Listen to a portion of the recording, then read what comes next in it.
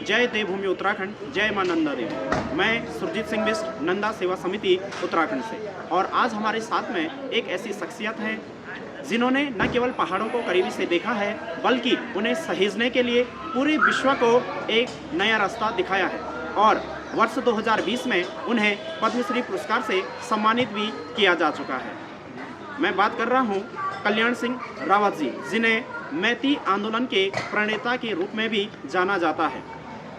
एक शिक्षक, एक पर्यावरणविद और एक वैज्ञानिक के रूप में कल्याण सिंह रावत जी उत्तराखंड अंतरिक्ष उपयोग केंद्र में लंबी अवधि तक अपनी सेवाएं दे चुके हैं। और वर्ष 2012 में जब वे उत्तराखंड अंतरिक्ष उपयोग केंद्र में वैज्ञानिक के रूप में अपनी सेवाएं दे रहे थे, तो उस समय उन्हें एशिया की सबसे लंबी पैदल धार्मिक यात्रा नंदा देवी राजजात यात्रा की जिम्मेदारी भी सौंपी गई थी। यानी कि राजजात का जो रूट है उसके निरीक्षण की जिम्मेदारी भी उन्हें सौंपी गई थी। चलिए जानते हैं उनसे उनके सारे अनुभवों को। स्वागत है हमारे इस कार्यक्रम में। और आज हमारे साथ हैं पद्मश्री से सम्मानित श्री कल्याण सिंह रावत जी। तो सर, सबसे पहले तो आपको मेरा नमस्कार। और आज इस कार्यक्रम में आपका स्वागत है। और सबसे पहले मेरा प्रश्न आपसे यह है कि जो ये वर्ष 2026 है, ये उत्तराखंड के लिए ऐतिहासिक वर्ष रहने वाला है। और इस वर्ष जो नंदा भगवती की ऐतिहासिक जात यात्रा है, जो कि उत्तराखंड के एक विशेष मंदिर से, जहां से नंदा भगवती की डोली निकलती है, उस जात का आयोजन इस वर्ष, तो उसके बारे में मैं आपसे कुछ जानकारी यहाँ जानना चाहता हूँ कि ये जो लोक जात शब्द और राज जात या बड़ी जात, दो शब्द निकल के आते हैं, इनके बारे में आप कुछ हमें बताएंगे सर। धन्यवाद। ये 2026 का वर्ष वास्तव में हमारे लिए काफ़ी महत्वपूर्ण है।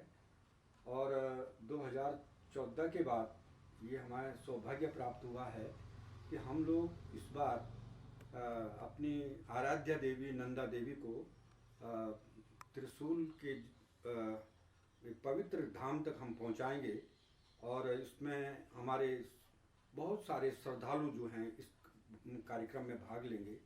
और एक इसको हिमालयी महाकुंभ के रूप में मनाया जा रहा है। और ये एक अकेली यात्रा है जो पूरे विश्व की सबसे बड़ी यात्रा हिमालय यात्रा है।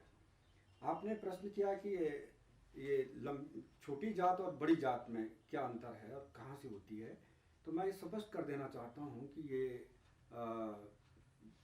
छोटी जात, जिसको हम लोक जात भी कहते हैं, तो लोक जात का जो प्रारंभ है ये चमोली जनपद के नंदा नगर जो विकासखंड है उसके कुरुड़ गांव से होती है।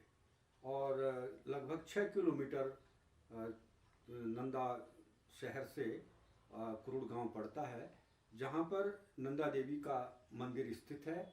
और वहां पर ये माना जाता है कि स्वयं भूमि से नंदा देवी की उत्पत्ति हुई है और वो नंदा देवी वहाँ पर प्रतिष्ठापित की गई है। तो गौड़ लोग वहाँ के ब्राह्मण वहाँ के पुजारी हैं। और वहीं से ये छोटी जात का प्रारंभ होता है, जिसे हम लोक जात भी कहते हैं। और यह जात कुरुड़ से निकलते हुए और ये बधान के और दसोली के लगभग 80 गांव की परिक्रमा करके ये पूरी पूजा लेकर के अंत में हिमालय तक पहुंचते हैं। पहले एक ही डोली निकलती थी, अब यहाँ 2 डोलियाँ निकलती हैं इसी केंद्र से, इसी पीठ से। एक दसोली की तरफ जाती है और एक बधान की तरफ जाती है। और क्योंकि लंबा क्षेत्र और अधिक विस्तृत क्षेत्र होने के कारण यहाँ से 2 डोलियों का प्राविधान किया गया। और इन डोलियों का जो विसर्जन होता है वो छोटी डोली जो होती है, इसको हम छोटी जात कहते हैं, इसको लोक जात के रूप में कहते हैं। तो बधान की जो डोली होती है ये बैदनी बुग्याल तक जाती है और बैदनी कुंड में वहाँ पर देवी अपना आशीर्वाद सबको देती है। और फिर वहाँ से वो यात्रा वापस आकर के कई गांवों से होकर के ये देवराड़ा पहुँचती है। और 6 महीने वहाँ पर देवराड़ा में देवी का विश्राम होता है। और क्योंकि देवराड़ा को देवी का ननिहाल माना जाता है। उधर जो दसोली की जो डोली है ये रामड़ी से होते हुए और पूरे क्षेत्रों को घूमते हुए ये बालपाटा जाती है और बालपाटा में देवी का जो है वहाँ से पूजा लगती है और बालपाटा और बैदनी लगभग आमने सामने ही हैं और वहाँ से दोनों डोलियों की पूजा नंदा देवी की लगती है। नंदा देवी की पूजा वहाँ से चढ़ाई जाती है और उसके बाद जो दसोली की जो डोली है वो वापस फिर क्रूड़ के मंदिर में आ जाती है।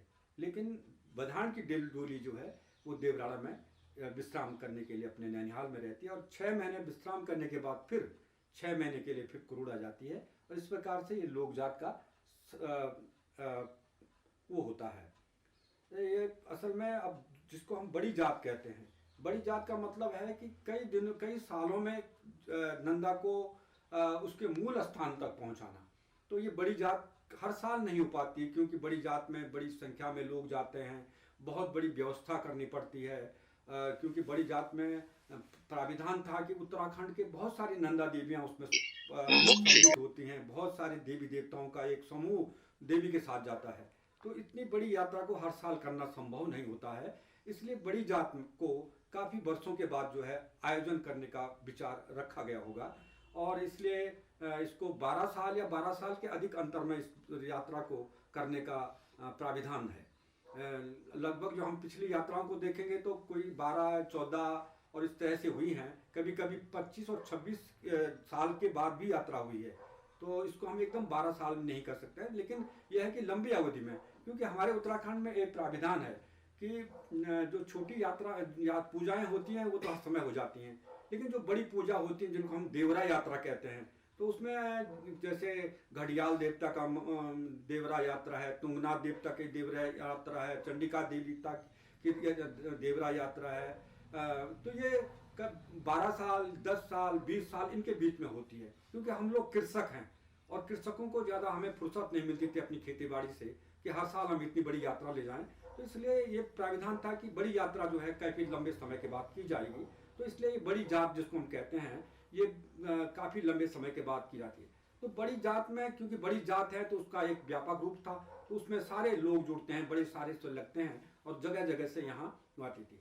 तो बड़ी जात का जो वो है, ये चांदपुर गढ़ी के जो राजा थे वहाँ पर पाल वंश के राजा, पहला राजा कनकपाल हुआ, उसके बाद कई राजा हुए और उसके बाद 37वां राजा जो हुआ वो अजयपाल हुआ।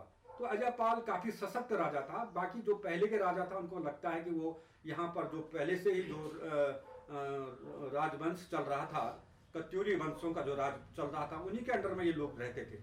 लेकिन बाद में अजयपाल जब हुआ, ये सशक्त राजा हुआ और इसने फिर यहाँ से यात्राएं शुरू की और कई बार चंद राजाओं का इनका काफ़ी बड़ा संघर्ष भी हुआ और एक बार तो अजयपाल को वहाँ से हार भी लेनी पड़ी और उसके बाद जब हार गया था तो उसके बाद ये हुआ कि उसका जो दीवान था मोहन सिंह रौतेला, उसने उस राजा को ये कहा था कि अगर तुम क्रूड़ की देवी को अगर पूजा दोगे तो तुम्हारा जो ये राजपाट खो गया है ये वापस मिल जाएगा। तो उसके बाद उन्होंने इसको मजाक समझा तो देवी और क्रुद्ध हो गई और ज़्यादा विपत्ति राजा पे आ गई। तो राजा समझ गया कि वास्तव में कोई शक्ति तो है।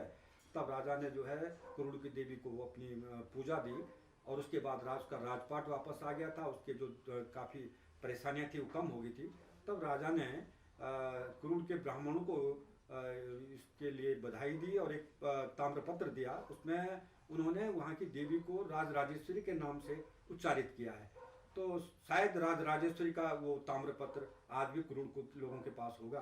तो ये बड़ी जात में तब राजा ने एक वो की कि जब भी बड़ी जात होगी तो उसमें मेरी भी पूजा जाएगी। तो राजा तो उसके बाद अजयपाल ने अपनी राजधानी बदल दी, देवलगढ़ आ गया। तो उसके बाद वहाँ पर कांसवा गांव है, वहाँ पर राजा के जो प्रतिनिधि थे उनके छोटे भाई, उनको उसने एक अपना वो दिया कि अब जब भी कभी यहाँ बड़ी जात होगी तो उसमें मेरी पूजा जो है वो आप लोग जो हैं उस पूजा को लेकर के जाएंगे। तो इसीलिए उसमें अब जो कुंवर लोग होते हैं वो अपने, क्योंकि राजा के जो कुल गुरु थे वो नौटी में नौटियाल लोग हैं और क्योंकि ये जो जाति प्रथा और इसको कम करने के लिए अजयपाल ने बड़ा काम किया था, क्योंकि उसकी सेना में बहुत सारे लोग ये थे जो एक दूसरे के हाथ का खाना नहीं खाते थे और पूजा में उनमें विघ्न होता था। तो राजा ने कहा अगर इस तरह से मेरी सेना में काम चलता रहेगा तो मेरी सेना जो है कमज़ोर पड़ जाएगी। तो उसने एक वो किया था, उसमें कदम लिया था कि उसने सरूला ब्राह्मणों और इस तरह के ब्राह्मणों का वो करके कि इनके हाथ का खाना सब खाएंगे, तो इसलिए ये भेदभाव मिट गया था।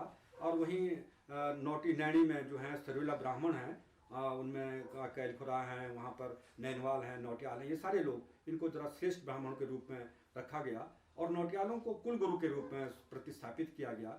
उसके बाद कहते हैं जैसे कि अब एक वो आता है, आख्यान आता है, क्योंकि अजयपाल से पहले के इतिहास नहीं है, ज़्यादा बड़ा इतिहास किसी का नहीं है, केवल नाम है, लेकिन जो एक सशक्त राजा के रूप में आता है वो अजयपाल आता है।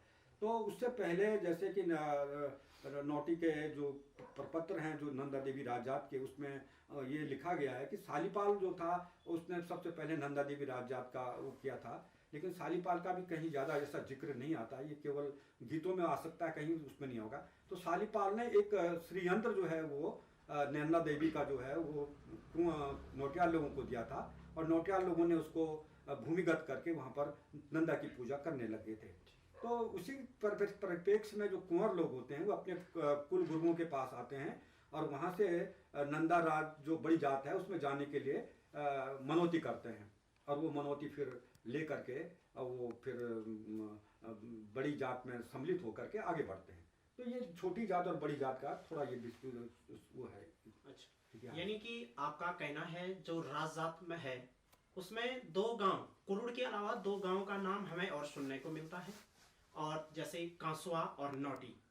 तो इस राजजात में या बड़ी जात में इस क्या महत्व है कुरुड़ गांव की, या क्या विशेषता है कांसुआ गांव की, क्या विशेषता है नौटी के नौटियालों की या नौटी गांव की?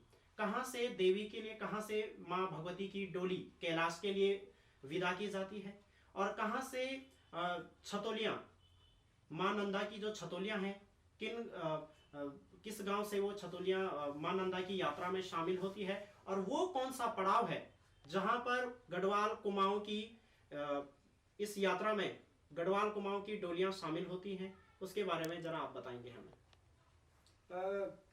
जहाँ तक मेरा अध्ययन है, डोली भी कई जगह से जाती है, और जैसे कुरुड़ से डोली जाती है नंदा की डोली, और कुरुड़ से पहले एक ही डोली जाती थी, बाद में दो डोलियां बन गई थी, और उसमें स्वर्ण जो है वो उत्सव मूर्ति होती है। और जो मुख्य मूर्ति है जो वहाँ पर भूमि से निकली हुई काले रंग की जो पत्थर की जो नंदा देवी की मूर्ति है वो तो मंदिर में ही रहती है, और जो उत्सव मूर्ति है उसमें बाहर से चांदी की का देवी का चेहरा होता है, उसमें गहने होते हैं, और अंदर जो है सोने की मूर्ति होती है। तो वो उत्सव मूर्ति जाती है, एक बधान से जाती है और एक दसोली से जाती है। और डोली फिर लाता से भी डोली आती है, लाता की डोली भी वहाँ से आती है, उसमें आती है। लेकिन विशेषकर सब जगह से और जगह से कुमाऊं से जो आती हैं कटारें आती हैं, क्योंकि वो कतूरी वंशीय उनकी जो नंदा की जो सब सर्वश्रेष्ठ जो पहचान है वो कटार है, वो कटार लेके आते हैं। और जो छतोलियाँ हैं तो छतोलियाँ कई जगह से आती हैं, क्योंकि अब अगर हम देखें तो नंद केसरी के बाद तो बहुत सारी छतोलियों का एक जमावड़ा लग जाता है, लगभग 200 से करीब छतोलियाँ उसमें सम्मिलित होती हैं, और अपनी अपनी देवी देवताओं को लेकर के हर लोग जो है अपने हर गांव से अपनी छतोलियों को लेकर के चलते हैं। लेकिन मुख्य छतोली जिसको माना जाता है वो नौटी से आती है, और नौटी से वो छतोली कुंवरों की होती है, क्योंकि कुंवर जो हैं वो राजा के प्रतिनिधि होती हैं, और राजा ने अपने कुंवरों को एक अधिकार दिया था कि जब भी बड़ी जात होगी तो मेरी छतोली जो है वो आप ले जाएंगे, और मेरे कुल गुरुओं के द्वारा उसको पूज करके तो उस छतोली को आप यात्रा में ले जाएंगे। तो वही तब कुंवर लोग जो हैं छतोली और एक चौसंगिया खाड़ू लेकर के आते हैं और अपने कुल गुरुओं के पास नौटी में पहुँचते हैं, और नौटी से वहाँ पर एक स्वर्ण प्रतिमा लगाई जाती है, और उसके बाद वहाँ पर उसका मेंढा का जो होता है 4 सिंह का मेंढा, उसकी पूजा की जाती है। और उस यात्रा को लेकर के नौटी के जो नौटियाल कुलगुरु हैं वो कुंवरों की छतोली और जो मेंढा है उसको लेकर के यात्रा में जाते हैं। तो इस प्रकार से जो छतोलियों की आप बात कर रहे हैं तो छतोलियाँ कई जगह से आती हैं, और ये छतोलियाँ उसमें सम्मिलित होती रहती हैं। तो ये छतोलियाँ तो इसमें ये नहीं कि कितनी छतोलियाँ हैं। ये 2014 में हमारे मित्र हैं और साहित्य के बड़े जानकार हैं डॉक्टर नंद किशोर हटवाल जी ने, उन्होंने सारी छतोलियों को गिना था कि कितनी छतोलियाँ, तो लगभग 200 से करीब छतोलियाँ इस यात्रा में सम्मिलित होते हैं। उसके बाद जब नंद केसरी में जो आप बात कर रहे हैं कि नंद केसरी एक मेन स्थान इसलिए है कि वहाँ पर कुमाऊँ की देवियाँ और गढ़वाल की अधिकांश देवियाँ, उनका वहाँ पर एक जो है मिलन होता है। और वहाँ पर कुरुड़ की जब देवी आती है वहाँ पर, तो ये सारी भेंट वहाँ पर चढ़ती है। उसके बाद वो नंदा देवी की राजजात जो है आगे की तरफ बढ़ती है, और उसके बाद वहाँ से मुख्य रूप से जो ऊपर के जो गांव हैं वो विशेषकर जो अपनी भेंट है वो नंदा कुरुड़ पर ही चढ़ाते हैं। और हालांकि सारी छतोलियाँ को भी लोग अपनी भेंट चढ़ाते हैं, विशेषकर जो मेंढा होता है उस पर अपने भेंट चढ़ाते हैं, है ना। तो इस तरह से ये यात्रा चलती है। इसके अलावा सर आप अध्यापन उत्तराखंड सरकार में आप शिक्षा के क्षेत्र में आपने सेवाएं दी हैं, साथ ही आप उत्तराखंड अंतरिक्ष उपयोग केंद्र में भी आपने 4 वर्षों तक वैज्ञानिक के रूप में आपने वहां पे सेवाएं दी हैं। और इस कार्यकाल के दौरान आपको सरकार के द्वारा इस नंदा देवी की इस जात में एक अहम जिम्मेदारी सौंपी गई थी, और उस दौरान आपने इस नंदा देवी जात यात्रा के काफी सारे पड़ावों का आपने अध्ययन भी किया था। क्या आपका अनुभव रहा, वो भी हम आपसे जानना चाहेंगे। हाँ, एक अवसर मुझको मिला था नंदा देवी के यात्रा में जाने का, और वो भी जब मैं उत्तराखंड अंतरिक्ष उपयोग केंद्र यूसेक में एज ए वैज्ञानिक के पद पर था, तो हमारे जो निदेशक थे उस समय आदरणीय डॉक्टर MM केमोठी जी, तो चूँकि वो हमारे चमोली के रहने वाले हैं, तो उन्होंने मुझसे ये वो किया कि इस बार 2012 में नंदा देवी राजजात होने वाली है, और आप इस पूरी यात्रा का एक डिजिटल हम मैप चाहते हैं, और पूरा डिजिटल मैप बनाएंगे। उसमें हर सूचनाएं, हर प्रकार की जो सांस्कृतिक और ऐतिहासिक जो बातें हैं वो उसमें हम डालेंगे, और इससे जो लोग यात्रा में आएंगे तो वो उस मैप के अनुसार जो है उसको उनको बड़ी सुविधा होगी। तो फिर मैंने कहा ये तो बहुत बड़ा काम हो जाएगा, तो उन्होंने कहा आप अपने साथ टीम ले जाए। तो मैं 2-4 लोगों को मैंने तैयार किया अपने विभाग के, और हम लोग गाड़ी लेकर के गए। फिर उसके बाद हमने पूरी यात्रा की। आपके कुरुड़ से भी गए हम, नौटी से हमने पूरा कांसवा से होते हुए चांदपुर गढ़ी से सेम, और वहाँ से कोटी भगवती होते हुए हम वाण, और वाण से ऊपर रूपकुंड वहाँ तक गए। उसके बाद पीछे साइड को जा कर के इधर से सतोल से होते हुए हम उधर, और पूरे कनौल और उधर के पूरा हमने सर्वे किया। जहाँ जहाँ नंदा थी जो थी वहाँ हम गए, वहाँ के बारे में लोगों से पूछा। वहाँ के GPS के द्वारा हमने हर जगह का लेटीट्यूड लॉन्गिट्यूड सारा ले करके एल्टीट्यूड ले, और वहाँ जो भी प्राकृतिक संसाधन थे, सांस्कृतिक जो विधाएं थी, उन सब का हमने सारे आंकड़े जुटाए थे उसमें। और उसके बाद उसका एक पूरा डिजिटल मैप हमने बनाया था। जैसे ही हम कहीं से लाते थे तो अपने ऑफिस में जो हमारा वहाँ पर कंप्यूटर ऑपरेटर होता था, बिस्ट लड़का था, बहुत अच्छा, वो इसमें एक्सपर्ट था, तो हम उसको सारे डाटे सौंप देते थे और फिर दूसरी यात्रा पर चल जाते थे। जिस तरह से कुमाऊँ से लेकर आपका जोहार और वहाँ की सारी जो मार्ग हैं, ये हमने उसको वो किया, और उसके बाद एक डिजिटल मैप बनाया था। तो उससे काफ़ी सुविधा हुई थी। और उस समय उस यात्रा का मुझे बड़ा वो रहा कि ये एक मेरे लिए एक कुछ सीखने का वो मिला। मैं तो हालांकि मैं तो वनस्पति विज्ञान का वो रहा, MSc मैंने बॉटनी से किया था, लेकिन मुझे इतिहास से बड़े रुचि थी कि मेरा पूरा उत्तराखंड जो है इतिहास के उनसे भरा पड़ा है, तो मुझे इतिहास से भी पोस्ट ग्रेजुएट करना चाहिए। तो मैंने MA इतिहास से प्राचीन इतिहास से किया था।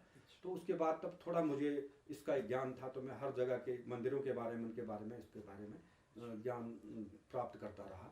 और ये इसका ही बड़ा फायदा ही हुआ कि 2000 में जब हमने नंदा देवी राजजात से पहले काम किया था, तो जब 2012 में जब नंदा देवी राजजात होने वाली थी तो मलमास के कारण नहीं हो पाई थी। उसके बाद 2013 में होनी थी, तो 13 में तब तक वो आपदा आ गई केदारनाथ की, तो उसमें भी नहीं हो पाई। तो उसके बाद फिर 2014 में हुई थी। तो तब तक मैं उत्तराखंड अंतरिक्ष उपयोग केंद्र से आ गया था।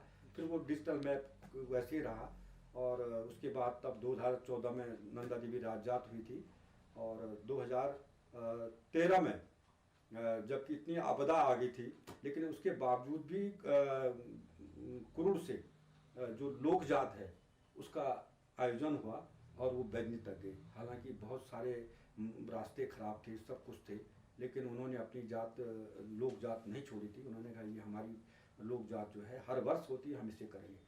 और उसी साल मैंने एक कार्यक्रम किया था कि उस साल हमारे कारगिल के भी शहीद हुए थे और इतनी बड़ी जात होने वाली थी। तो 2012 में एक तैयारी और थी मेरी, जिसमें मैंने एक शौर्य छतौली का एक वो किया था, निर्माण किया था। और मेरी इच्छा ये थी कि हमारी सारी दुनिया जो है हमारी नंदा को भेजने जा रही है, और हमारे पूरा उत्तराखंड सेना में सैनिकों का भरा पड़ा है। सारे परिवार, कोई भी ना परिवार ऐसा नहीं जिसके आदमी सेना में नहीं होंगे, तो सेना में है। तो मैंने कहा कि जो सरहदों पे खड़े हैं, हिमालय की बर्फ में खड़े होकर के देश की सेवा कर रहे हैं, ऐसी लोगों की श्रद्धा को भी हमें सम्मिलित करना चाहिए नंदा देवी राजजात में। तो मैंने एक शौर्य छतौली बनाई थी अपने सैनिकों के नाम पर, पूरे सैनिकों के नाम पर, कि वो नहीं आ पाएंगे लेकिन उनकी तरफ से हम एक पूजा ले जाएंगे। तो तब 2013 में वो शौर्य छतौली मैंने अपने गांव के शैलेश्वर मंदिर में रखी थी। और जब ये हुआ कि अब इस साल राजजात नहीं हो पा रही है, लेकिन वहाँ से जरूर लोक जात जरूर जाएगी वहाँ से, कुरुड़ से। तो फिर हमने उस छतौली को ITBP जो वहाँ गौचर में, वहाँ के कमांडेंट को बुलाए थे। 2-3 गाड़ियाँ पूरे सैनिक भर करके वहाँ आए थे नंदा शरण में, और उस छतौली को वहाँ से उठा करके हमने कमांडेंट को सौंपी थी। और वहाँ से उन्होंने अपने ITBP के जो जवान थे, 5 जवान, उनको छतौली दे करके और नंदा लोक जात में सम्मिलित कराई थी। और उस छतौली को लेकर के जो है वो शौर्य छतौली हमारे सैनिकों के साहस और उनके उसका प्रतीक था, वो नंदा को समर्पित की गई बैदनी में। तो उसमें कुमाऊं रेजिमेंट से भी भेंट आई थी और गढ़वाल रेजिमेंट से भी भेंट आई थी। तो ये एक अद्भुत था कि हमने हम सारे लोग जाते हैं नंदा के, दूर दूर से लोग आते हैं, लेकिन मैंने कहा उन सीमाओं पर जो लोग खड़े हैं, जो कि हमारे यहाँ के गाँव के लोग हैं, उनके दिल पर भी तो लगता होगा कि हम भी अगर छुट्टी होती हमारे पास तो हम भी नंदा के पास जाते। इस तरह का एक कार्यक्रम किया था, बड़ा अच्छा लगा वो जो कार्यक्रम था। तो ये इस तरह से लोक जात, और जो आप बता रहे हैं कि किस तरह से राज जात बड़ी जात होती है, तो इससे राज जात इसलिए कहते हैं कि जो वहाँ से कांसुआ के जो कुंवर हैं, तो वो राजा के छोटे भाई हैं। अब वो राजा की पूजा लेकर के जा रहे हैं अपने कुल ब्राह्मणों को लेकर के, तो इसलिए वो उसको राज जात कहा गया, उसको राज जोड़ा गया, उस पर राज शब्द है। लेकिन वो अंततः अगर कह जाए तो वो भी देवी की जात का ही एक अंग है, और वो पूजा लेकर के अपने राजा की पूजा लेकर के देवी के साथ चलते हैं। सर, जैसा आपने बताया कि आपने पिछली लोक जातों में छतौली के रूप में शौर्य छतौली का शुभारंभ किया था। वाकई में ये आपके द्वारा किया गया एक सराहनीय कदम है। और आपके द्वारा मैं हमारे जितने भी दर्शकगण हैं उनको मैं ये भी बता दूं, हमारे जो गुरुजी हैं कल्याण सिंह रावत जी, अपने अध्यापन कार्यकाल के दौरान इन्होंने ग्वालदाम इंटर कॉलेज में काफ़ी लंबी अवधि तक अपनी सेवाएं दी हैं। साथ ही ग्वालदाम इंटर कॉलेज में गुरुजी के द्वारा एक महत्वपूर्ण आंदोलन चलाया गया था, जिसे मैती आंदोलन के नाम से जानते हैं। और गुरुजी को भी हिमालय पुत्र एवं मैती उपनाम से पूरा उत्तराखंड नहीं बल्कि पूरा विश्व आज भी जानता है। गुरुजी की जो सोच रही है, दूरदर्शी पर्यावरणविद सोच रही है। इसी दौरान जब आप ग्वालदाम इंटर कॉलेज में अपनी सेवाएं दे रहे थे, तो हमने सुना है कि ग्वालदाम के पास में एक जगह है मंडोली करके, मंडोली नाम से एक जगह है, वहाँ का भी नंदा देवी जात यात्रा में उस स्थान का भी अपना महत्व है। क्या वो महत्व है, वो भी हम आपसे जानना चाहेंगे। ये डंगोली है और ये ग्वालदम से लगभग 14 किलोमीटर के करीब पड़ता है। और वहाँ पर कोट ब्राह्मणी का मंदिर है, तो वो भी नंदा का स्वरूप है। जी जी। और उससे पूरे गरुड़ और बागेश्वर क्षेत्र में बड़ी उसकी अपनी शक्ति है और लोगों में लोकप्रियता है, और बड़े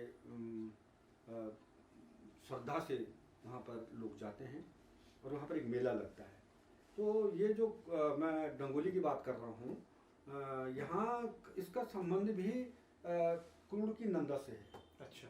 वो इस मामले में है कि जब मैं ग्वालदम में था तो वहाँ पर सब जब ये नंदा की लोकल लोग जाती थी, तो जब ये लोग वहाँ पहुँचते हैं, बैदनी में पहुँचते हैं, कुरुड़ की नंदा की जो लोक जात है जब बैदनी में पहुँचती है सप्तमी में, तो वहाँ से पूजा लगती है।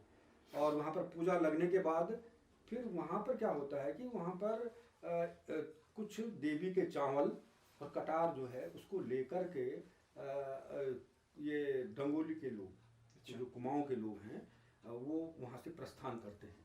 और डंगोली में रात भर जो है वहाँ पर जागरण होता है। लोग बड़ी संख्या में लोग वहाँ बैठ करके इंतजार करते हैं कि कब जो है बैदनी से कटार और वो अक्षत आएंगे और तब जा करके यहाँ पर बलि प्रथा होगी, तो तब बलि मारी जाती है।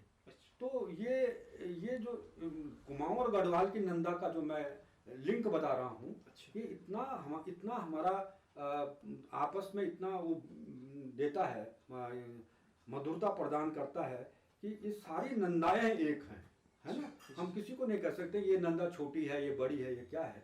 लेकिन आप देखिए कि कुरुड़ की जो नंदा हर वर्ष जो बैदनी में जाती है और वहाँ से बैदनी से जो अक्षत और कटार है वो वहाँ से डंगोली में जाती है, तब जा करके डंगोली में आखिरी पूजा जिसको बलि कहते हैं लगा बलि होती है वहाँ पर, तब होती है। और वही कटार वही अक्षत्र वहाँ से फिर अल्मोड़ा जाती है, और जब वो अल्मोड़ा पहुँचती तो तब अल्मोड़ा में जो है वहाँ पर मेला शुरू होता है। तो ये सारी जो जुड़ाव है ये देवी की व्यापकता को प्रदर्शित करता है। तो मैं भी उस डंगोली के मेले में गया था एक बार, तो रात भर वहाँ पर जागर लगते हैं, महिलाएं, पूरा जगह नहीं होती वहाँ, पूरा एक टीले में देवी कोट भ्रामरी देवी का मंदिर है। तो रात सब लोग इंतजार करते रहते कि वो लोग कब आएंगे और कब जा करके यहाँ पर ये वो। तो चौथे पहर में करीब लोग वहाँ, क्योंकि लंबा रास्ता है, पैदल आते हैं, नंगे पाँव आते हैं जो इसको लेकर के आते हैं। और रात को जब मैं वहाँ ग्वालदम में था तो ग्वालदम वाले कहते थे कि गुरुजी आज रात को बच्चों को बाहर मत निकालना। मैंने कहा क्यों? कि कहते हैं आज रात यहाँ रात को वो बयाल जाती है और देवी की जो पूजा है वो बैदनी से वो डंगोली तक जाती है। तो ये इस प्रकार से जो नंदा का जो नंदाक क्षेत्र जो हम कहते हैं ना, तो ये पूरा नंदाक क्षेत्र है हमारा। अगर हम वो लगा दें केदारनाथ से, केदारनाथ मतलब शिव है, भगवान शिव के बाईं ओर जो है पूरी नंदा का भाग है। आप देखिए जो पहाड़ भी है ना, नंदा कोट, नंदा खाट, नंदा देवी, नंदा घूंटी, ये सब नंदा के नाम पे। और जहाँ भी सबसे ज्यादा मंदिर आपको नंदा के इसके बाद इधर मिलेंगे। और नंदा जो हमारा जो केदारनाथ है उसके बाद इधर के मंदिर ज्यादातर आपको सारे भगवान शिव के ही मिलेंगे और शिव के ही अवतार के मिलेंगे। अगर आप हम जौनसार की तरफ भी चले जाएं तो जो महासू देवता है वो भी शिव का अवतार है। तो ये इस तरह से ये हमारा ये बहुत बड़ा ये देवभूमि इसलिए इसको कहा जाता है। और नंदा जात में नौटी या कांसुआ में जो मनौती दी जाती है उसके बारे में यदि आपको जानकारी है तो उसे भी आप हमें बताने की कृपा करेंगे। ये मनौती का मतलब होता है कि राजा की तरफ से एक संकल्प कि जब बड़ी जात होगी तो मेरी भी पूजा कैलाश तक जाएगी। तो राजा ने अपने छोटे भाई जो कांसुआ में रहते हैं कुंवर लोग, उनको ये अधिकार दिया था कि जब बड़ी राजजात होगी तो उसमें मेरी तरफ से जो पूजा होगी तो उसका संकल्प, क्योंकि किसी भी बड़े काम को हमारे गांव में भी होता है, कोई पूजा करनी है तो पहले संकल्प लिया जाता है। तो संकल्प था कि हाँ कि राजा की तरफ से भी पूजा होगी। तो तब कुंवर लोग जो हैं नंदा राज जात जिस साल होती है, बड़ी जात होती है जिस साल, उस साल जो है बसंत पंचमी के दिन ये मनौती होती है, इसको मनौती कहते हैं। अच्छा। और अब तो ये उसको दिन पट्टा भी करने लग गए हैं। अच्छा। तो मनौती होती है। और उसमें मनौती में क्या होता है कि कुंवर लोग जो होते हैं कांसुआ से एक छतौली लेकर के आते हैं, रिंगाल की बनी हुई छतौली। मैं आपको यहाँ भी स्पष्ट कर दूं कि जो रिंगाल की जो छतौलियाँ होती हैं ये हमारे चांदपुर क्षेत्र से, जिसको कि ये लोग कहते हैं कि मायका क्षेत्र, केवल गदेरा है ना, उसके इधर ये मायका मानते हैं और उसके उधर वो ससुराल मानते हैं आपके बधान के क्षेत्र को। तो बधान की जो छतौलियाँ होती हैं वो भोजपत्र की बनी होती हैं और इधर की जो छतौलियाँ होती हैं ये रिंगाल की बनी होती हैं। तो ये मान्यता है कि वहीं पर कांसों के गाँव के ऊपर एक गाँव है छिमटा, छिमटे गांव के रूढ़िया जो होते हैं ये इस छतौली को बना करके कुंवर लोगों को देते हैं। कुंवर लोग इस छतौली को लेकर के और अपने कुल गुरुओं के पास आते हैं मनौती करने के लिए कि भाई हमारी पूजा जानी है। तो वो छतौली को लेकर के इसको मनौती छतौली कहा जाता है। इसको लेकर के मेरा गांव पड़ता रास्ते में बैनोली, तो वहाँ पर नंदा चौरा है। तो वहाँ पर नंदा की मूर्ति है, वहाँ पर भी इनका स्वागत होता है। उसके बाद हम ये नौटी पहुँचते हैं और अगले दिन बसंत पंचमी के दिन वहाँ पर नौटियाल जो उनके कुलगुरु हैं उनके सामने ये छतौली में और सारे इनकी जो पुजारी हैं वो बुलाए जाते हैं और जितने भी कुंवर लोग गए हैं वहाँ उसमें उसके उनके हाथों से जो संकल्प होता है वो संकल्प कराया जाता है और संकल्प के बाद वो संकल्प जो है एक पोटली पे बांध करके छतौली पर बांध दिया जाता है। वो मनोती है और संकल्प है कि देवी हम तेरी पूजा देंगे, बड़ी जात में हम तेरी पूजा लेकर के आ रहे हैं। और उसके बाद संकल्प एक पुराने जमाने का बटुआ भी होता है, मैंने देखा उसको, जिसपे वो धागे बांध करके बंद हो जाता खुल जाता था। उस पर कुछ भेंट देवी के लिए भेंट वगैरह वगैरह चाड़ करके उसको भी उस पर बांध देते। उसके बाद कुंवर लोग तो चले जाते हैं। उसके बाद ये छतौली जो है, ये मनौती छतौली, ये नौटी वाले चुपके से हमारे गांव के सालेश्वर मंदिर 1.5 किलोमीटर हमारे जो गांव का मंदिर है। आपका जो गांव है वो नौटी से कितनी दूरी पर है? लगभग 2 किलोमीटर पे है। लगभग 2 किलोमीटर। हमारी सीमा उनकी सीमा जुड़ी हुई है। अच्छा। और ये सालेश्वर मंदिर मेरे गांव का है।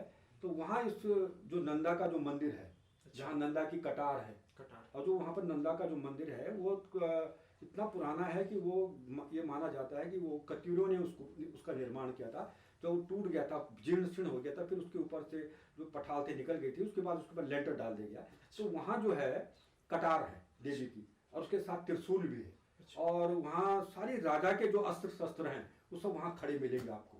राजा घोड़े में सवार है वो भी आपको वहाँ मिलेगा। और वहाँ जो है उस कटार पे देवी की चुनरी चढ़ा करके उसकी वहाँ पूजा की जाती है। उस कमरे में पहले माना जाता था कि एक ओगड़ बाबा रहता था। तो वो ओगड़ बाबा नंदा का बहुत बड़ा पुजारी था और वहीं वो पूजा करता था, ओगड़ बाबा। और ये हमारे यहाँ एक कहावत है कि गढ़ी रह जाएगी, मड़ी रह जाएगी और गढ़ी चली जाएगी।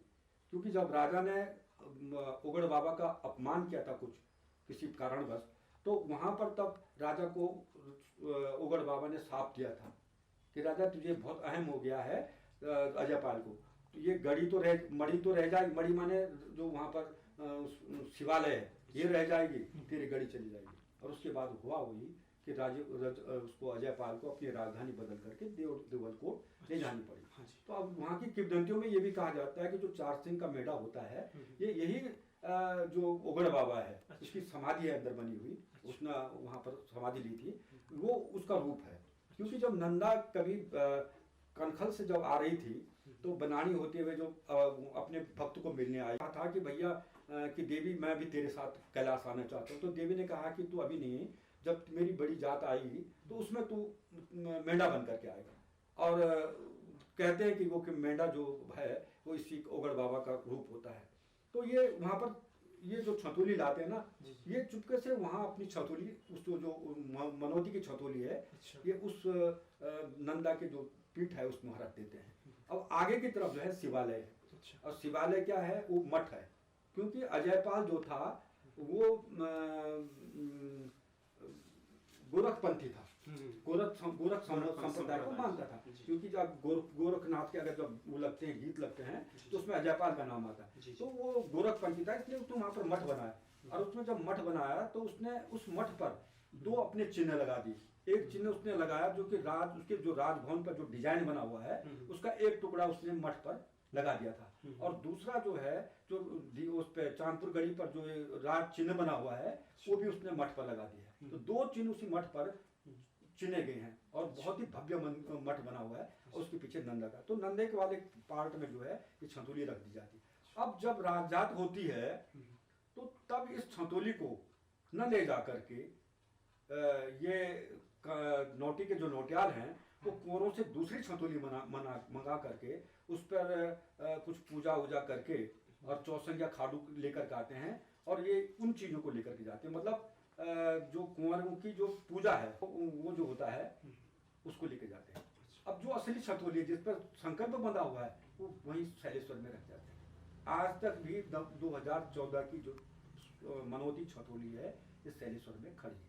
अच्छा, यानी पिछली जातों के समय जो छतोलियां बनाई गई थी वो आज भी उसी हाँ, मंदिर में है। दूसरी बात यह है कि छतोली तो रख जाते हैं लेकिन उसका विसर्जन नहीं करते हैं। अच्छा, अब वो 14-12 साल तक वो छतोली अभी भी हमारे शैलेश्वर मंदिर में खड़ी है।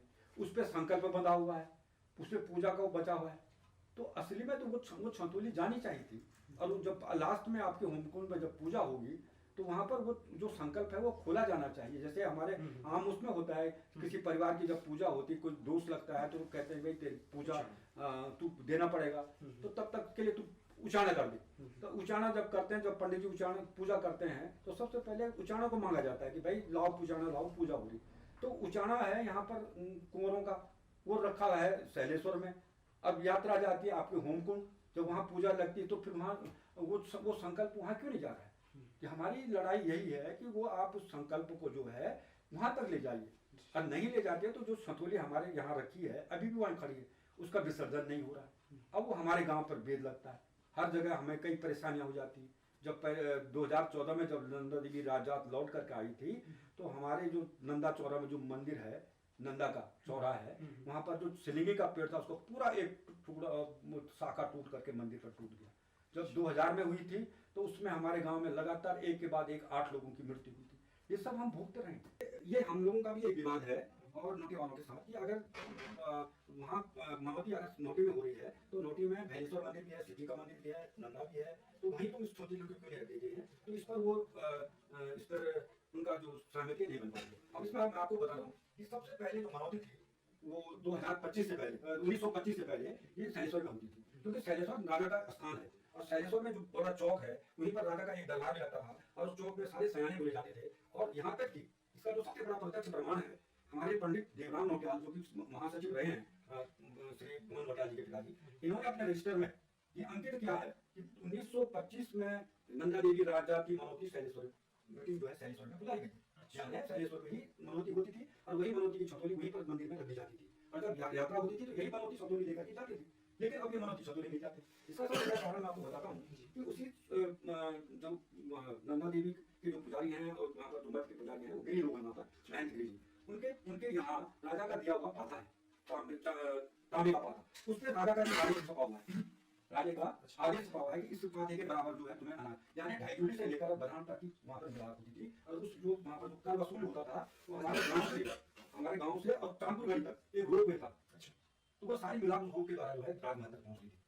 तो ये प्रमाण हमारे पास है। खुद हमारे पंडित देवराम नौटियाल जी कह रहे हैं कि 1925 की जो मीटिंग हुई थी वो शैलेश्वर में हुई थी। इसका मतलब उससे पहले सारी जो है वो शैलेश्वर में ही होती रहती थी। लेकिन 1951 में, क्योंकि 1925 के बाद 1920 में नंदा देवी राजजात नहीं हुई, 1951 में, और 1951 में जब नंदा देवी राजजात हुई तो उसके बाद जो है ये छतोली को जो मनोती है वो नापी में करने लगी। लेकिन उनके अंदर भाई ये रखे अगर छतोली को हम फिर शैलेश्वर नंदा पीठ में दे रखे हैं तो हमारा दोष लगेगा, इसलिए छतोली को फिर यहाँ हमारे यहाँ कर देते हैं। तो हमारा एक गाँव वालों का था कि भैया नए छतोली को आप अगर मनोती अपने गाँव में करने का कोई वो नहीं है, आप इस छतोली को अपने गाँव में भी रहने दीजिए। अगर हमारे मंदिर में ला रहे हैं तो या तो इस मंदिर के छतोली का विसर्जन कीजिए या इस छतोली को सीधे आप जो है जो राजजात की इसी छतोली को लेकर के जाइए। और इसका प्रत्यक्ष उदाहरण मैं बता रहा हूँ कि मेरे सामने जब उस मंदिर में अपने शैलेश्वर मंदिर में गया था तो एक लड़की वहाँ पर थी, वो कुछ काम कर रही थी। जब मैं ऐसे उस मंदिर के चित्रों को उनको देखने लगा हाँ तो उस लड़के को देवी आ गई, नंदा देवी आ गई, उसने मेरे को पकड़ लिया, उसने कहा तू जो बोल रहा है बिल्कुल सच है। उस दिन से मुझे ये चीज बहुत गहराई से लग गई कि वास्तव में ये सब गलत हो गया। तो अभी भी मैं इनको सुधारने की कोशिश कर रहा हूँ कि नंदा देवी राजा की जो छतोली आप चुके से हमारे उसमें ला रहे हैं, इसको बड़ी भव्य जितना बड़ा भव्य रूप इसको भव्य रूप से लाए। 2014 में मैं गया, मैंने कहा इस तरह से मत लाइए, आप 2 आदमी लाते हैं उसको यहाँ जाते हैं, मैंने कहा भव्य रूप से आइए। मैं पूरे 3-4 गाँव की महिलाओं को लेकर ढोल बाजी लेकर हम आगे रास्ते तक गए, तब छतोली को अपने मंदिर में रखा और उन दिन हमने उन लोगों से वचन लिया कि छतोली को राजजात में आप ले जाएंगे। लेकिन क्या हुआ कि जब राजजात हुई उसको मुकर गए, उन्होंने कहा ये तो विवाद हो जाएगा, ये हो जाएगा, और अभी वो छतोली हमारे शैलेश्वर मंदिर में खड़ी है। तो ये सबसे बड़ा विवाद है। और उसके बाद मैं आपको बता दूं कि 1925 में जो मनोती शैलेश्वर मंदिर में हुई थी उसके बाद बदल दी गई। उसके बाद 26 वर्ष के बाद जब नंदा देवी राजजात हुई 1951 में तो उस समय ये सारा पलट दिया गया, मनोती नोटी में हुई। और उसका परिणाम क्या हुआ कि 1951 में जो नंदा देवी राजजात गई थी वो आधे रास्ते से वापस आई। इतनी ओलावृष्टि हो गई, इतनी हिमपात हो गया कि पाकर नचने से पूरी यात्रा को आगे वापस आना पड़ा। ये का एक दोस्त था, ये समझे नहीं को, और ये सारे विवाद हुए इसलिए हुए। हम कह रहे हैं कि आपको एक मोनोती की छतौली को इस तरह से यहाँ छोड़ने की जरूरत क्या है, तो छतौली को उठा करके लेकर जा रहे हैं। तो ये सबसे बड़ा वो है, इस पर भी इन लोगों को मिल बैठ करके सोचना चाहिए और इसका समाधान निकालना चाहिए। तो वर्ष 2026 में बड़ी जात होने वाली है, इसमें काफी बड़ी संख्या में हमारी श्रद्धालु इस जात में शामिल होंगे, तो उनके लिए आपका क्या संदेश है? अब तो यह है कि नंदा जात को ये महाकुंभ का रूप दे चुके हैं। 2000 से इसको महाकुंभ हिमालयी महाकुंभ कह रहे हैं। और इस वर्ष जो 2026 में जो नंदा देवी राजजात होगी, हमारे पास इंटरनेट आ गया, हर किसी के पास स्मार्टफोन आ गए, सड़कें चौड़ी हो गई हैं और आने जाने की सुविधाएं हो गई हैं। तो और अभी मैं किसी का एक सर्वे भी पढ़ रहा था कि इस बार लाखों नहीं करोड़ों लोग आएंगे। हर किसी की इच्छा होगी कि वो हिमालय तक जाए, क्योंकि हिमालय अद्भुत है, हर किसी को आह्वान करता है। हमारी जो देवभूमि की जो हमारे श्रद्धा और हमारा जो संस्कृति है, इसको देखने के लिए हर कोई लालायित रहता है। तो आज हर कोई इस यात्रा में सम्मिलित होने के लिए तैयार है। और एक कोई कह रहा था कि 1 करोड़ से अधिक लोग इस यात्रा में सम्मिलित होंगे। अब कितने होते हैं ये तो वक्त बताएगा, लेकिन फिलहाल इस पर भी इससे नकारा नहीं जा सकता है, ये जरूर होगा। तो इतने लोगों को हिमालयी क्षेत्र में ले जाना, हमारे छोटे छोटे गाँव हैं, उन गाँव में भी ज्यादातर पलायन हो गया है, मकान खाली हैं, व्यवस्थाएं नहीं हो पाती हैं। जब पहले ये यात्रा होती थी तो पूरे गांव को सूचना चली जाती थी कि तुम्हें इतने लोगों की व्यवस्था करनी है। लोग अपने घरों को छोड़ देते थे, सारे लोग अनाज वगैरह मिट्टी इकट्ठा करके लोगों को खाने की व्यवस्था कर देते थे और इस तरह से ये यात्राएं चलती थी और संपन्न होती थी। आज जो है इतने बड़े बड़े भंडारे लगते हैं और इसके बावजूद भी 2014 में आपने देखा होगा कि बैदनी बुग्याल में टेंट लगाने के लिए जगह नहीं थी, जो कि दुनिया का माना हुआ बुग्याल है, उसमें भी टेंट लगाने की जगह नहीं थी। और इतने लोगों का प्रदूषण जब वहां हुआ, वहां इतनी बोतलें पड़ी हुई थी, इतना प्लास्टिक पड़ा हुआ था, सारा कचरा वहां पड़ा हुआ था। कई एनजीओ वहां जाकर के उन्होंने वहां से सफाई की, है ना। पूरे रास्ते भर जो है रैपर पड़े हुए थे। पूरे हिमालय को हम अगर इस प्रकार से दूषित करेंगे तो वो कैसे ये यात्रा हमारे लिए एक फलदायक हो पाएगी। और मैं आपको ये भी बता दूं कि हमारी कितनी बड़ी प्राचीन जो परंपराएं थी हिमालय की इन यात्राओं से, मतलब वाण गांव से ऊपर और जहां से बैदनी शुरू हो जाता है और डोलिया धार से लगा लीजिए, डोलिया धार से ऊपर जो बुग्याल लग जाते हैं, वहां से फिर जंगल खत्म हो जाते हैं। इन बुग्यालों में जाने के हमारे लिए पहले नियम थे, पैदल जाना पड़ता था, आप जूता नहीं ले जा सकते। उस बुग्यालों में जाने के लिए आप सीटी नहीं बजा सकते हैं, वहां हमारे वाद्य यंत्र नहीं जाते हैं, वहां हम आप जोर से आवाज नहीं कर सकते हैं, वहां हम लाल नीले पीले कपड़े नहीं पहन सकते हैं, क्योंकि वहां जो डिवाइन बर्ड जिनको एडी आर्चरी कहते हैं, उनका लगने का डर था। ये लोगों ने भय बना रखा था ताकि लोग हिमालय से छेड़छाड़ न कर सकें, बुग्यालों में वनस्पतियों को छेड़छाड़ न कर सकें। लोग वहां जोर से बोलेंगे तो वहां के वन्य प्राणियों पर उसका असर पड़ेगा, उसको नहीं कर सकें। ये नियम बनाए गए थे। आज देखिए सारे नियम ध्वस्त होकर के डैक बज रहा है, बड़े बड़े लोग जो है वहां शोरगुल कर रहे हैं, जूतों से ही जा रहे हैं, सारे वहां वनस्पतियों का नुकसान हो रहा है ना। तो ये सब मैं ये कहना चाहता हूँ कि अगर हमारी आस्था अगर देवी के प्रति है तो देवी का घर है ये पूरा उत्तराखंड, पूरा बुग्याल जो ऊपर का हिमालय है, देवी का हिमालय नंदा और शिव का जो है घर है। हम इसको दूषित करना चाहें या इसको संवारना चाहते हैं, ये हमको सोचना होगा। और यहाँ वहां जाकर के जब मैंने 2014 में देखा था, सारे लोग कुदाल लेकर के वहां जड़ी बूटियों को उखाड़ रहे थे, जगह जगह वहां लोग वहां अपने झोलों को भर रहे थे, भोज पत्रों को नोच रहे थे। ये इस तरह से अगर हम हिमालय से छेड़छाड़ करेंगे तो आने वाला समय जिस तरह से आप जलवायु परिवर्तन का स्पष्ट वो देख रहे हैं, इन यात्राओं का क्या होगा और ये यात्राएं फिर कितनी फलदायी होंगी, ये भी हमें समझना होगा। तो मैं यही निवेदन करता हूँ आपको धन्यवाद देते हुए कि आपने यहाँ पर नंदा भगवती का एक जो बहुत सुंदर यहाँ पर एक साक्षात्कार लिया। मैं भी धन्य हुआ हूँ, लेकिन इन शब्दों के साथ कि हिमालय हमारी आस्था का केंद्र है और हिमालय को हमें बचाना है, इसके प्रति हम जितना अपनी श्रद्धा दे सकते हैं देना चाहिए। और इस महाकुंभ को, अब इसको मैं महाकुंभ नहीं, ये बहुत परम कुंभ हो गया। इस परम कुंभ को हम सरकार को चाहिए कि इसको नियंत्रित करे और कम से कम लोग जो हैं इस यात्रा में जाएं, डिसिप्लिन से जाएं, भावना से जाएं। ये कि नहीं कि हम सब लोग जो हैं ऐसे लोग होंगे जिनको कि देवी से कोई लेना देना नहीं, केवल रील बनाने के लिए जाएंगे, कुछ वहाँ मटर गश्ती करने के लिए जाएंगे, कुछ वहाँ केवल पर्यटक बन करके जाएंगे। तो ऐसी भीड़ जो है इस नंदा की आस्था से खिलवाड़ होगा, ऐसी भीड़ को रोका जाना चाहिए। और जो वास्तव में जो श्रद्धा के साथ जो लोग जा रहे हैं उनको अवश्य इस यात्रा में सम्मिलित किया जाना चाहिए। जय नंदा, जय भगवती, जय उत्तराखंड। तो बहुत बहुत धन्यवाद गुरु जी आपका। आपने हमारे साथ काफ़ी सारी जानकारियाँ साझा की, मार्गदर्शन किया और साथ ही हमारे जो श्रद्धालु हैं उनको काफ़ी सारे सुझाव भी दिए। तो धन्यवाद हमारे सभी श्रद्धालुओं के।